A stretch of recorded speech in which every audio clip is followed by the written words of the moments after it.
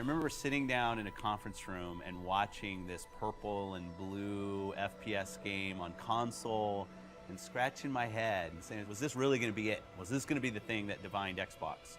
And obviously 10 years later it proves that that was the kind of the seminal moment for us, the beginning of Halo as an Xbox game. Not only did Halo 1 bring the FPS to the console, it also brought story. Cortana. I've spent the last 12 hours cooped up. The combination really established sort of a new genre, if you will, of FPS console story expectation. Halo did a lot of really conventional storytelling through cinematics and cool voice acting and great music, obviously. But I think some of the storytelling that happens in Halo that's most inspiring to me is the storytelling that happens through the environment in the sandbox. While you were hit with all this great fiction that you could really kind of delve into and try to understand more about, at the same time you could just pick it up and play. All of that kind of came together to make a game that had not necessarily was completely different than what previous shooters had done, but got all of its individual formulas so excellently perfect. You had this incredible first-person shooter experience that I don't think anyone had ever even come close to before it. Halo was the beginning of me playing console games with my friends, and that's still how I always think about it.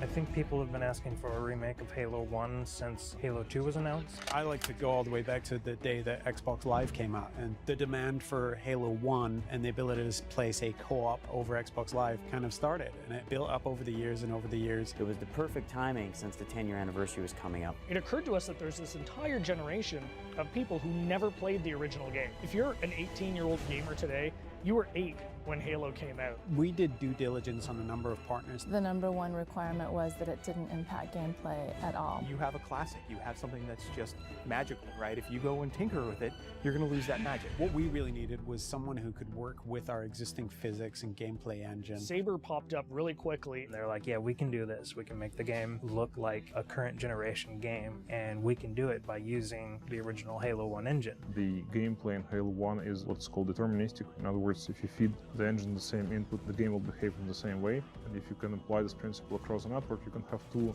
game worlds completely in sync. So rather than simulate Halo's original gameplay or Halo's original physics, we're able to actually use them completely. So the car is nice and shiny, but the engine is fairly old, but so we had to make sure that it all kind of fits together. And then we had to speed up the engine to make sure it works in today's world. We've done some deliberate things. The library is easier to navigate now. We use lighting and textures to make it a little bit simpler. The pillars are covered in holograms on one side, or they're more decorated on the other side. From what we've noticed, it actually seems to help people that aren't familiar with the library figure out where they're going. Truth and Reconciliation is one of the best examples I can give. If you come to that first interaction and then you make your way towards a cliff, you can look up and see this unbelievable skybox. And so having all these updated graphics has really made the game, to me, just more immersive. I still remember the first time I saw someone switch to graphics. I didn't know that was actually going to be a feature until I saw someone do it. In a lot of ways, it was a very, very fine balancing act. Because again, we're running all the original Halo 1 animations, so it's the original Halo 1 skeletons for those characters needed to be rebound into the updated meshes that we had brought over from Halo Reach and from Halo 3. For example, the Elite actually has an elongated neck, so they're a little bit more squat and compact. Cracking the case in 30 seconds. Welcome back, sir. We'll have you battle ready stat. Master Chief's iconic, and he has to look like a hero, and he has to look just right. Chief's armor was a tough process. We went back and forth on that for a long time. Originally, we were using a Mark V armor that's built in the multiplayer component of Reach. We just kept coming back, and it just didn't look like Master Chief. The first stuff we put out around E3, I think the forum reaction was instantly, Chief looks wrong, his visor's too big, the color's all wrong. Some people thought we were doing it intentionally as a retro. If you saw the original Chief from like 1999 era, he had a really tall, very matte reflective helmet. It actually looked similar to that. The thing about this group working on this project is that we are very, very passionate about getting this right. We iterated on that probably 6-7 months before we finally got a final Chief's armor that I think looks awesome. One of the number one asks that we had for a Halo remake was we want co-op over live. The original Halo 1 campaign experience had already been designed for cooperative play. You notice when you're getting out of the initial cryotube, there's actually 2 cryotubes for the first cinematic. It definitely creates another challenge for us when you're playing with somebody else, but we obviously wanted to support that. The code base was built 10, if not 15 years ago, so we had to figure out how this code base is structured, how it was designed. We had a lot of people work really long hours to make it happen and to really really code it ultimately from scratch. It's pretty seamless, so you'll go into the campaign lobby, and there you'll see your friends who are online playing the game. You fire off an invite to a friend, and they'll be able to join you, allowing you to play what was originally a split-screen cooperative campaign experience, now across live. Skull on. Classically, skulls in Halo tend to affect behavior, which means the AI needs to support those behavioral changes. How do we create something that alters gameplay? Well, one of our fundamental tenets is keeping gameplay the same. Skulls are one of the tools we're giving the player that if they do want to change their gameplay experience a little bit, they can do it. Benefit to this is that most of these skulls are brand new. You've never seen them before, you never played them. Like Malfunction, where random HUD elements disappear whenever you respawn. Boom is a skull that increases the radius of explosions, making explosions more dangerous both for the Covenant and for the player. That in combination with something like Grunt Funeral means that you become very afraid of grunts. We must continue. This way, please. There are a few features that got into the game that turned out better than we expected, and 3D is probably the number one. It was unexpected, it was a bonus, and I don't see 3D very well, but it really worked for me. So for some reason it just pops in Halo in a way that it doesn't in other games or even movies. Yeah, I'd say the feature that surprised me the most was Connect. So we've got a number of voice commands throughout the course of the game. Things like grenade, reload. At a point during the game when you're playing, you can say analyze, and this mode comes up where you can almost capture items. So you move your cursor over, say, an elite or a grunt, and in the library, you can go in there and see the things you've captured, move the model around in 3D, and it gives you a bit of a breakdown and explanation of what those characters are. For me, when I think about Halo, I think about looking around and just the scope and the scale of everything. This is the game that started it all, and people can really dive in and play and remember what it was like to play it 10 years ago, and if you didn't play it 10 years ago, you can see what it was like 10 years ago. It's the quintessential walk down memory lane with a much better visuals. Ultimately, the thing you learn is it doesn't just look modern, it feels completely modern. Completely remastered campaign, great additional features like co-op over live, skulls, terminals, 3D, Connect, and multiplayer. Once you see it for yourself, I don't know, really, it's a pretty awesome experience.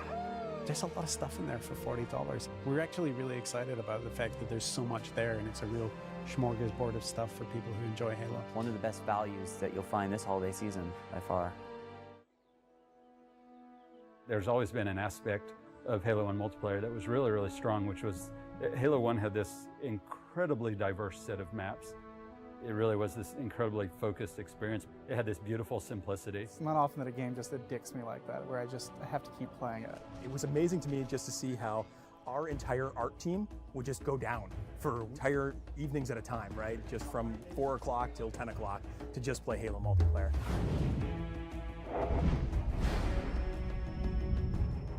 It wasn't that easy to just go through and say, oh, well, these are the maps that shipped with the original ones, and this is what we're going to do, because we wanted to do something bigger around the 10th anniversary. We also had to think about the existing Reach player base, and we didn't want to fragment it. We were looking at it from the player's perspective in the current day with the current abilities and saying, how would I play this level, and what do I think is missing? So we looked at maps from the Halo series entire, including Halo CE for PC and even Halo 2. And we thought, which of the maps are people's favorites that work well with the Reach engine and work well with modern kind of gameplay? One of the things we kind of came back to was that we wanted people to take a look at the map and immediately think like, oh yeah, I loved that map. Beaver Creek was actually the first map that started the whole conversation of, are we going to enhance the maps or are we going to just do pure remakes? So for each of the maps, we're doing 2 modes. We're doing a classic mode, which is staying as true to the classic map layout as possible. And we're doing a kind of a default tweaked and refined mode. Because you have things like sprint and jetpack, we took the opportunity to put in some new spaces and some new routes. There are tunnels and areas that you can keep the flow of the gameplay moving, so it's not so much of a dead end when you get to the end of the canyon. It's still a small map. It feels bigger than it is. They don't feel as isolated. You feel very much like you're in a world that's alive and in flux. We want you to feel that pang of nostalgia in your chest every time you look at the map. We chose Timberland because it was kind of an unsung classic. Probably one of the best vehicle maps. I spent a lot of time in custom servers on Halo PC just playing Team Slayer on it. The map itself is actually 20% smaller than what it used to be. On the art side, we've added a lot more tree cover. There's a big canopy of trees which kind of envelop the play space more. I'd like to think of this as Central Park, New York City. Here's this beautiful landscape, but right on the edge of a city all around them. There's so many tight turns that there are lots of places for you you get hung up on and grenaded. Just fun stuff happens. What other FPS do you get to put colorful flowers and green grass on your map? Another example of a map that was gray walls all the way through. Feel like you're just in a box with ramps. We decided to make it a prison by putting it in a place where it couldn't be accessed. We had to open up a lot of walls with windows. We even added glass to the floor. It's an interesting challenge to add navigation or even add new pathways that aren't dominated by jetpack in a purely vertical map. Added bridges and overhangs that change the flow of the map. We don't want to overdo it because if there's too much noise in a confined space, then the map gets just frustrating to navigate. The gameplay's still the same, but it makes you feel like you're in a much more dynamic world. Damnation is a good example of really pretty much purple walls, and that's what represented the Covenant theme. We kind of left it to certain affinity to think about, like, well, can they give this map a context? And I think they started by looking in the room with the waterfalls. We really wanted to give people a sense that they were in this water processing plant or this facility that had to deal with these natural elements. The bottom area at the base of the waterfall, there used to be spaces in between them, so you had to jump from the 3 spaces that extended out. Now that's just a single walkway. You didn't realize the first time you played it in the original, but now there's all these ledges and different opportunities to get around your opponent and flank them that weren't there before. I think with our additions, so you don't accidentally fall to your death all the time, and also the jetpack, that map has really changed a lot, just the general flow, and it's a lot of fun to play.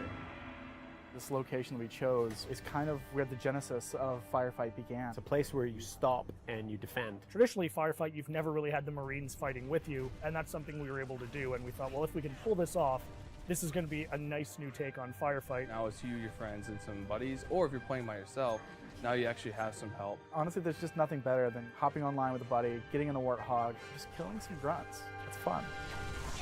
Normally with a title update, what happens is you download the title update and your world has changed forever. We couldn't really give them the existing Halo CE gameplay with an online component. This was the next best thing. A lot of the fun of Halo 1 is being able to use the Magnum again, and we wanted to allow you to use that in multiplayer. We were able to replicate the look and feel of the Halo 1 pistol with the standard pistol from Reach. 3 headshots, anywhere on the map, you're going to take an enemy down. We've made sure that we can implement these changes on a game type level, which means we can have a version of Slayer that is exactly as it's always been, and a version of Slayer with our title update changes. We're going to be releasing beta hoppers before the launch of Halo Anniversary, and we're going to utilize all the feedback we get from the millions of players to participate to help ultimately shape this title update. If people take away one thing from the Halo Anniversary DLC, it's the realization that those old classic maps still feel really modern. It's like a brand new map all over again once you get the armor abilities in there. The soul of all of these maps are still very present, and in fact, in many ways, they're enhanced now. Overall, the campaign and the multiplayer, it just hasn't aged in the way that we expected it to feel. And when I switch to classic mode in campaign, or when I play Beaver Creek in multiplayer, it feels new, and it still feels nostalgic, and that's a strange mixture of feelings. I think back to San Diego Comic-Con when we were doing a panel and we were just setting up and, you know, that monk chanting started. The audience just went nuts. Sitting at the panel thinking like, yeah, wow, we've got some really iconic music on our hands. That music was very, very key to a lot of the emotion of the game and a lot of people's memories of the game. You see a still from it and you hear the music, or you hear the music and you see yourself playing the game back in that day. I didn't want to lose sight of that. I wanted the music to speak for itself and just give it the red carpet love letter and bring all the resources that we could bear to bringing it back.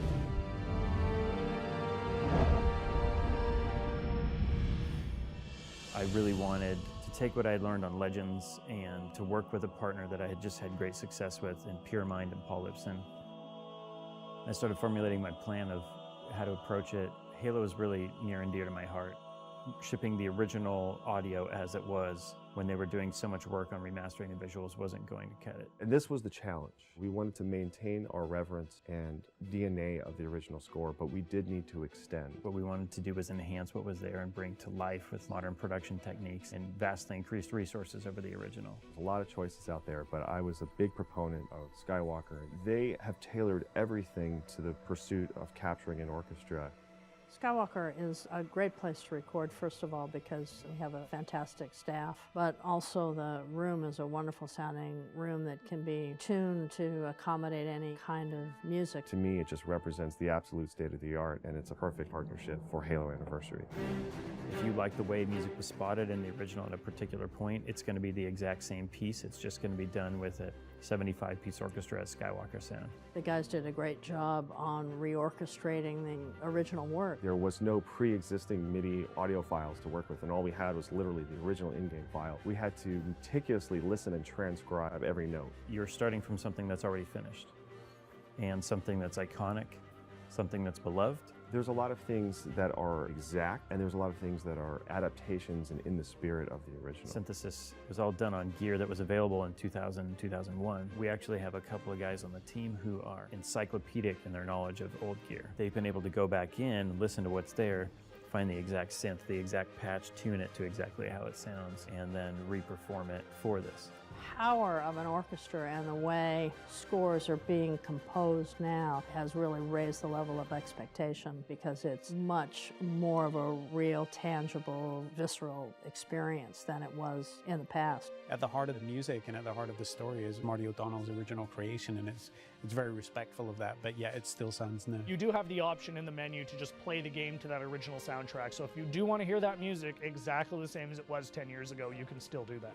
We've got fans making this music, which means that when we are adapting this music, we're doing it from the standpoint of we play it, and we've been playing it for years, and we're just going to apply our sensibility as both a fan and as artists.